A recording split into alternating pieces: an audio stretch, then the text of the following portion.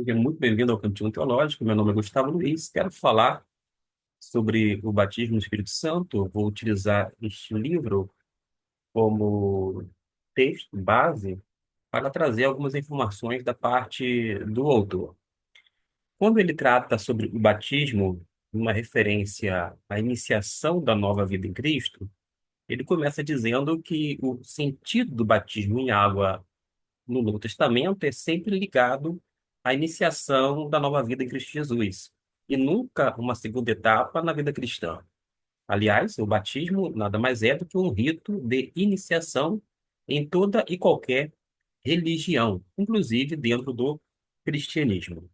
E todos os recipientes do batismo no Espírito Santo, no livro de Atos, com exceção dos cerca de 120 discípulos de Jesus, que fizeram parte do período da transição entre o Antigo e o Novo Testamento, foram exigidos para serem batizados em água.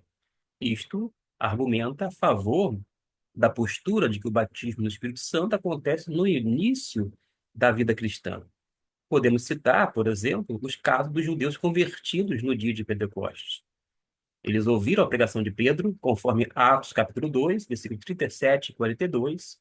Nós temos também o caso do eunuco etíope convertido por Filipe, em Atos capítulo 8, versículo 34 até o 39. O próprio Saulo de Tarso, no capítulo 9, versículo 17 e 18. Os gentios na casa de Cornélio, capítulo 10, versículo 47 e 48. E Lídia e sua casa. Temos também o carcereiro e a sua casa em Filipos, e os discípulos de João o Batista, conforme Atos, capítulo 19, versículo 3 e 6. Voltando aqui para o caso dos discípulos de Jesus, o batismo destes no Espírito Santo é o de iniciação nas bênçãos da nova aliança instituída pelo sangue de Cristo. A nova aliança, por sua vez, faz parte da nova era messiânica estabelecida por Jesus em cumprimento às profecias do Antigo Testamento, onde tem aquelas expressões nos últimos dias, naqueles dias. Estou fazendo referência a Joel, capítulo 2, versículo 28, a Jeremias, capítulo 31, versículo 29, Mateus, capítulo 21, 43, entre outros textos que nós podemos observar.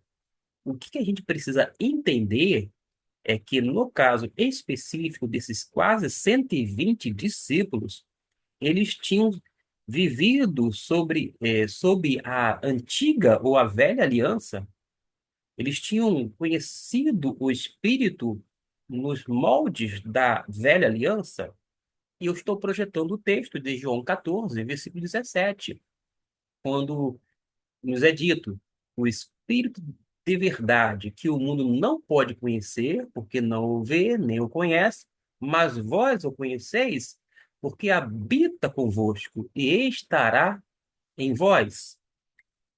O derramamento do Espírito Santo nos moldes da nova aliança foi chamado por Jesus de a promessa do Pai, da qual ouvistes, né?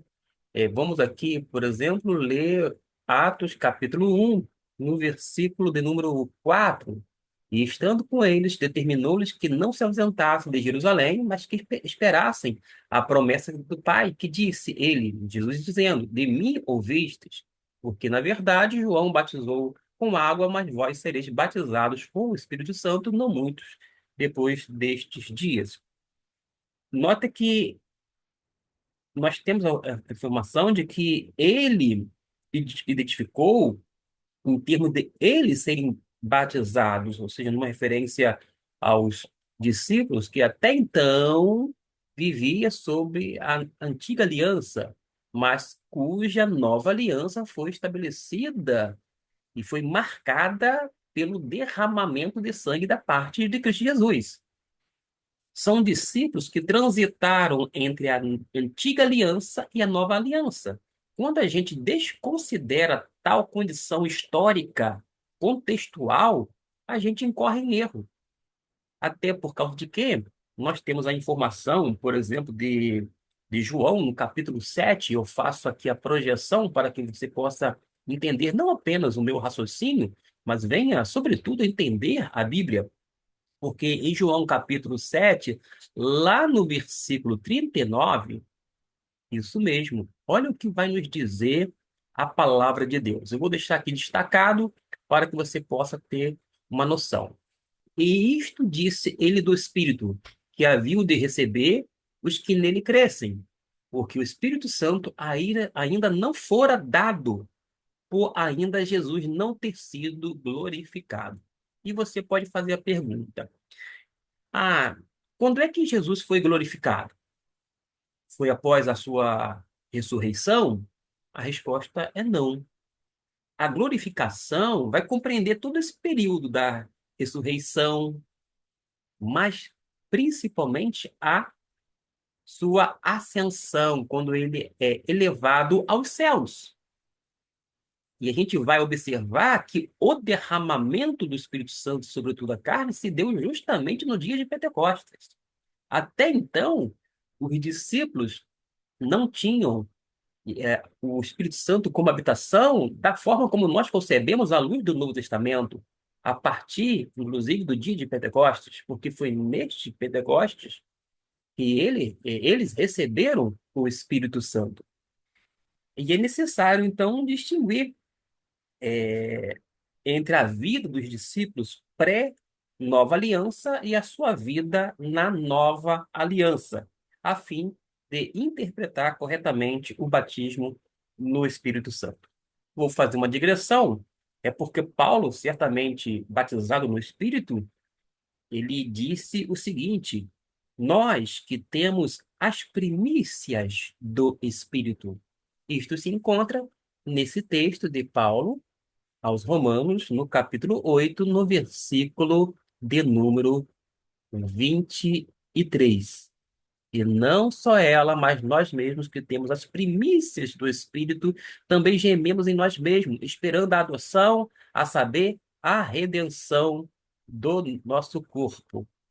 Eu acabei voltando aqui para João, mas vou fazer agora novamente a tentativa da localização do versículo de número 23, que está agora sim destacado. Está aí, em destaque. Percebam, Paulo, batizado no Espírito Santo, ele fala que eles tinham as primícias do Espírito.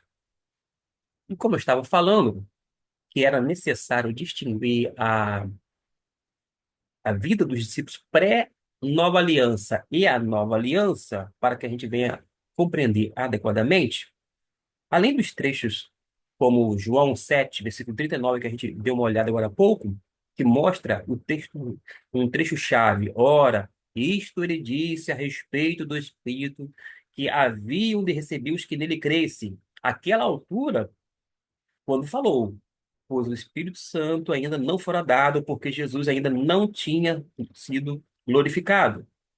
Antes de derramar o Espírito, seria necessária a glorificação de Jesus em morte e ressurreição. É isto que o texto nos diz, por exemplo, em João, capítulo de número 12, nos versículos 23 e 24. E Jesus lhes respondeu, dizendo: é chegada a hora em que o Filho do Homem há de ser glorificado. Na verdade, vos digo que se o grão de trigo caindo na terra não morrer, fica ele só, mas se morrer, dá muito fruto. E alguns argumentam que quando Jesus ressurreto assoprou sobre os discípulos e disse-lhes: recebei o Espírito Santo. Eu estou fazendo menção a esse texto de João, no capítulo de número 20, no versículo de número 22, alguns chegou a dizer que as pessoas receberam, isto é, os discípulos receberam o Espírito Santo aqui.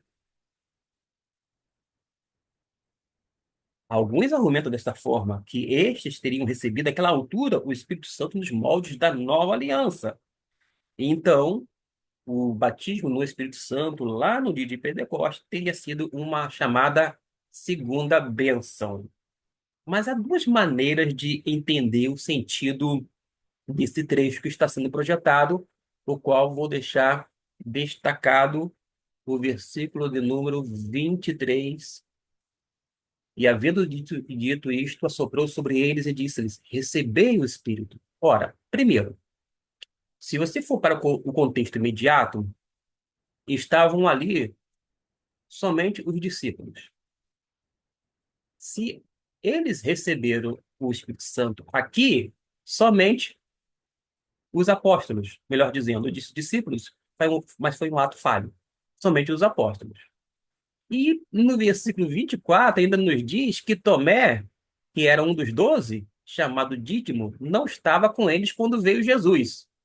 Ora, duas situações que as pessoas às vezes não consideram. Primeira, não estava fazendo menção aqui, receber o Espírito, e Jesus soprou sobre eles, no sentido de que estava falando com aqueles quase 120 que estavam lá no dia de Pentecostes. Pelo contrário, era somente os discípulos. E nós temos informações sobre isto. De sorte que os discípulos se alegraram vendo o Senhor. Esses discípulos eram justamente esses apóstolos. Não eram todos os discípulos que compreendiam aqueles quase 120, não. Tanto é que cerrada, foi fechada as portas, os discípulos estavam com medo dos judeus, e eles tinham se juntado, chegou a Jesus e pôs-se no meio dele e disse: Paz seja convosco. A gente tem essa informação. E ainda, dentro do contexto imediato, no versículo 24, Dídimo, que é Tomé, não estava presente. Ora, se você considerar que eles, os apóstolos, receberam o Espírito Santo aqui, como uma primeira bênção, vou dizer, vou dizer assim, somente os apóstolos receberam o Espírito Santo como uma segunda bênção, no dia de Pentecostes. Mas acontece que teria uma pessoa que recebeu pela primeira vez lá no Pentecostes, que foi Tomé, porque Tomé não estava presente. Logo, Tomé não teria recebido o Espírito. Mas eu quero explicar e não complicar, porque as pessoas complicam, as pessoas atrapalham algumas coisas concernentes à palavra de Deus. E o nosso objetivo não é deturpar, pelo contrário, é justamente explicar a palavra de Deus. E nós temos como maneiras de entender o sentido desse trecho, no caso do versículo de número 22, de duas maneiras. Você não pode ir para três, quatro, cinco, nada disso, mas de duas maneiras. Bom, a primeira, Jesus teria dado o antegozo do derramamento posterior, poderia ter sido isto, sim, mas uma outra maneira de entender que é Jesus soprou sobre eles em sentido profético, vindo o seu cumprimento no dia de Pentecostes. A ideia aqui é de que Jesus estaria chamando a atenção dos discípulos para o fato que viria, ou que ocorreria. Esta segunda interpretação, como um sentido profético, parece fazer jus ao contexto do Novo Testamento, porque o Evangelho de João foi escrito antes da coletânea dos livros do Novo Testamento e teria incluído essa recordação a fim de refletir algo da fala pós-ressurreição de Jesus, referente ao futuro derramamento do Espírito. A palavra grega usada é a mesma usada na Septuaginta, que é a tradução do texto massorético, digo, do texto hebraico para o grego koiné, quando Deus soprou o fôlego de vida do homem que tinha formado. E também, lá em Ezequiel, no capítulo 37, versículo 9, quando fala sobre uma nova era messiânica em que Deus faria Israel voltar à vida. Além disto, João, capítulo 20, versículo 23, este que agora deixo destacado, ele faz, vou dizer assim, um ligamento, ele liga o recebimento do Espírito Santo à obra evangelística dos discípulos, o que teria dado início no dia de Pentecostes, segundo os dados bíblicos acessíveis. É possível que haja verdade nas duas formas de interpretar João capítulo 20, versículo 22. Todavia, duvidamos que esse trecho represente a base de uma doutrina de segunda bênção. Porque, repito, os judeus no dia de Pentecostes receberam o Espírito Santo nos moldes da nova aliança já em vigor, conforme Atos capítulo 2, versículo 38 e 40. E sem dúvida era a sua primeira experiência com o Espírito Santo, ao invés de dizer que era uma, entre aspas, segunda bênção. A gente tem ainda mais reforço bíblico, um suporte nesta afirmação, por causa de quê? A colocação de Pedro perante a igreja de Jerusalém a respeito da casa de Cornélio ter recebido o Espírito Santo parece algo definitiva. Ele diz assim: desceu sobre eles o Espírito Santo, como também sobre nós no princípio. E lembrei-me da palavra do Senhor, como disse: vós sereis batizados no Espírito Santo. Portanto, se Deus lhe deu o mesmo dom que dera também a nós, havendo nós crido no Senhor Jesus Cristo, quem era eu para que pudesse resistir a Deus? Eu estou fazendo menção, fiz a citação de Atos, capítulo 11. Eu vou deixar destacado os versículos de número 11, digo 15, até o de 17. Vou diminuir a letra para que você possa acompanhar melhor. 17 está aqui, só para diminuir. Ó. Temos aqui, ó, do versículo 15 até o 17. Você pode dar pausa e fazer a leitura desse texto. Pedro indica que tanto o seu batismo no Espírito Santo como o da casa de Cornélia aconteceu por se crer no Senhor Jesus Cristo. Ele diz: havendo nós crido, e isto no grego não é a proposta aqui falar, embora eu goste de trabalhar o grego, koiné, mas traduz um particípio no aoristo ligado a ambos, a eles e a nós. Quer dizer que foi uma bênção que aconteceu ao iniciar a nova vida sob a nova aliança, desde que houvesse fé no Senhor Jesus Cristo. Caminhando para o encerramento, mas eu julgo importante, para não ficar o vídeo truncado, o que ele já tinha descrito em Atos serve para esclarecer que o Espírito tinha sido dado aos cerca de 120 no dia de Pentecostes, no exercício da sua fé, do exercício da sua fé em Jesus como Senhor, perante a ressurreição e a exaltação dele pelo Pai. Observe lá em Atos, no capítulo de número 2, versículo 32. Eu vou deixar aqui destacado e você fará a leitura depois em casa. Deus ressuscitou a este Jesus, do que todos nós somos testemunhas. E ele prossegue dizendo depois, no versículo 36, e também deixo aqui para que você possa fazer a leitura. Quando ele fala: saiba com certeza, toda a casa de Israel, que esse Jesus a quem vós crucificastes, Deus o fez Senhor e Cristo. É óbvio, meus irmãos, que nesse trecho que Deus fez o Senhor depois da crucificação, é, Pedro não era mais crente em Jesus como Messias nascido sob a lei, nos moldes da antiga aliança. Mas agora ele tinha se tornado crente em Jesus, Senhor, feito Senhor por Deus segundo os termos da nova aliança. Ele não acreditava mais em Jesus meramente como aquele segundo a lei, nascido debaixo da lei, mas aquele segundo os termos da nova aliança. Você pode não ter compreendido um pouco, mas eu vou colocar mais um texto para que você tenha o conhecimento de Deus ampliado. Lá no capítulo 10, versículo 9 de Paulo, é, versículo 9, lá da carta dele aos Romanos, capítulo 10, versículo 9. Olha o que o apóstolo Paulo nos diz. A saber, se com tua boca confessares ao Senhor Jesus, e em teu coração creres que Deus o ressuscitou dentre os mortos, serás salvo.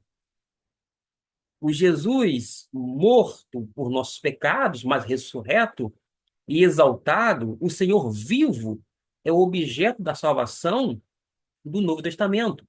É o que nós aprendemos com a palavra de Deus. E só para terminar, em 2 Coríntios capítulo 3, o apóstolo Paulo vai contrastar as duas eras sobre o prisma da primeira, as duas tábuas, no versículo 2 e 3 de 2 Coríntios 3. Vou deixar aqui 2 Coríntios, capítulo 3. Não vou ler o versículo, vou até apenas deixar projetado. Bom, versículo 2 e 3. Olha o que ele nos diz. Até aqui, ó. Deixa projetado. Ele faz um contraste entre as duas tábuas da lei, as duas alianças, lá no versículo 6. Também vou manter destacado, ó, versículo 6, que é dos aliança, com e as duas dispensações, que são administrações e ministérios, lá no versículo 7 até o 9, ó, 7 até o 9, e depois entre o 7 e o 18, que fala sobre os dois rostos. Vale a pena ler todo o texto, na verdade, para a compreensão adequada. Mas todos nós, com o rosto descoberto, refletindo como um espelho a glória do Senhor, somos transformados de glória em glória na mesma imagem, como pelo Espírito do Senhor. Fiquemos com estas observações, que você possa ser grandemente abençoado pelo Senhor, que você possa crescer na graça e no conhecimento do nosso Senhor e Salvador Jesus Cristo, e continuaremos a falar não apenas sobre essa temática, mas sobre muitos outros assuntos concernentes à Bíblia, com o intuito de ajudá-lo a compreender melhor e mais a palavra de Deus. Deus abençoe e você possa ter um dia na presença de Deus, bem como esse decorrer de semana abençoador.